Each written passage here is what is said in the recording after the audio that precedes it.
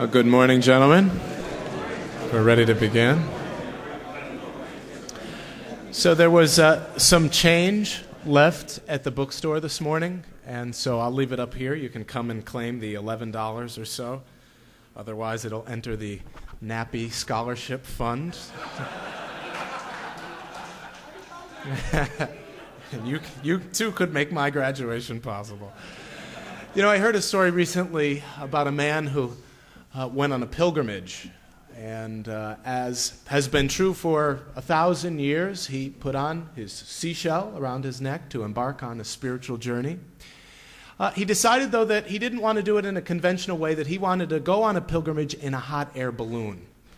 And so floating across the sky, a terrible storm came up, blew him directly into a forest, and he got caught on a tree. And so there he is, 100 feet in the air, stuck up in a tree in the middle of the wilderness. No one is around, but all of a sudden he spots somebody walking up through the forest.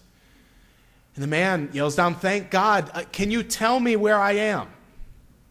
The man yells up, "You're stuck in a tree."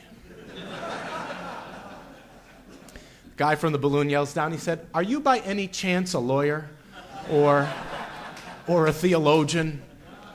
And the guy says, "Yeah, actually, I studied for 10 years to be a theologian, but I couldn't pay my rent. And so I went to law school, and I have a very successful law practice now." He said, "But I got to ask you, how did you know that?" He said, "Because what you told me was technically true, but it didn't help me one darn bit." And it's a hope of ours this weekend that we didn't just tell you wisdom that's true, but wisdom that actually helps you live your life. Right? That's our job. And that's what we really hope to do this morning, is to work on how we take this wisdom home with us. So you heard on Friday night the message that God is with us in the boat. On Saturday morning, you heard the message from Sister Sally about God's great love and compassion for you. We looked at Peter walking on the water, failing to walk on the water.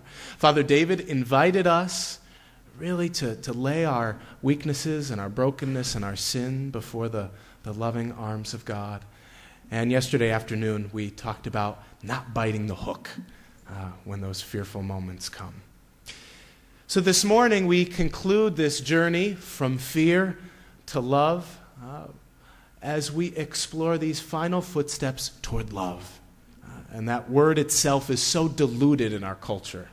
And a culture where we love chocolate and we love women's Yukon basketball, we're going to try and figure out, what does this word love actually mean? And we can't truly love something unless we come into a deep understanding of our fear. So we've been meditating on fear for the weekend. I remember the very first time that I told my wife that I loved her. I was terrified. We were dating, and I lit candles. We went down to the beach. I had practiced this biscotti recipe that I had learned in Italy when I was studying there. And so I baked her these cookies. The moon had risen over Long Island Sound. My 20-year-old voice trembled, and I choked out those words, "I love you." And I was terrified at what I was going to hear back. And I'll never forget what she said. "Nothing." Absolutely nothing. There was silence. My armpits began sweating. I thought to myself, it was a lot easier when I was in seminary than all this love stuff. I waited a little longer. Surely she's going to give me something. And she did. She said, "Good night now." And she went home. And I was terrified. I thought, what is happening? She just gave me the Heisman. You're the biggest loser in the world. You misread the whole thing. And the next week we had another date. At the end of the day, we went to the movies or something. And she said, as she was hugging me goodnight, she said, "I love you too." And I thought,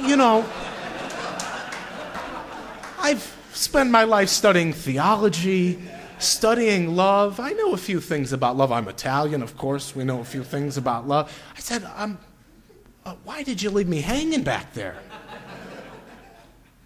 And I'll never forget what she said. She said, the love that I was feeling at that moment was too great for words. Of course I love you. I love you with every ounce of my being. I was so overwhelmed with love, I didn't know what to say. And I thought, you loser, how did you miss that? It's just, Nappi, God. Fear interferes with our ability to be open to love. Fear interferes with our ability to see love and to experience the love that's so obviously around us. And we've grown so accustomed to fear in our lives that we use fear to get what we want from other people, don't we?